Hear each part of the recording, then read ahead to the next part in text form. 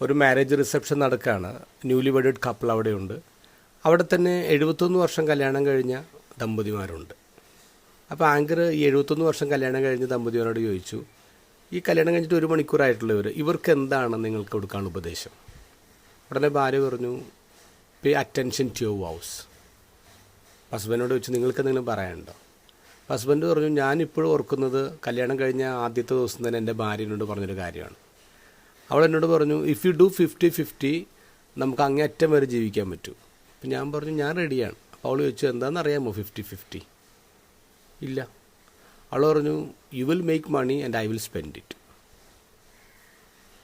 Bible teacher Zac Poonen പറയുന്നൊരു കാര്യമുണ്ട്.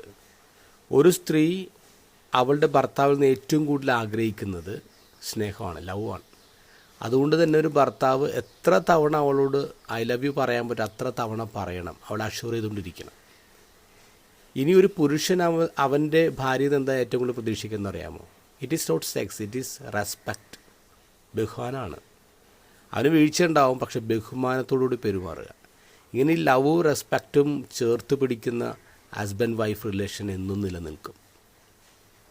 ഇന്നത്തെ ഗോസ്പലിൽ ഈശോ പറയുന്നത് വിവാഹത്തെക്കുറിച്ചുള്ള ദൈവത്തിൻ്റെ ഒറിജിനൽ പ്ലാനിനെ കുറിച്ചാണ്.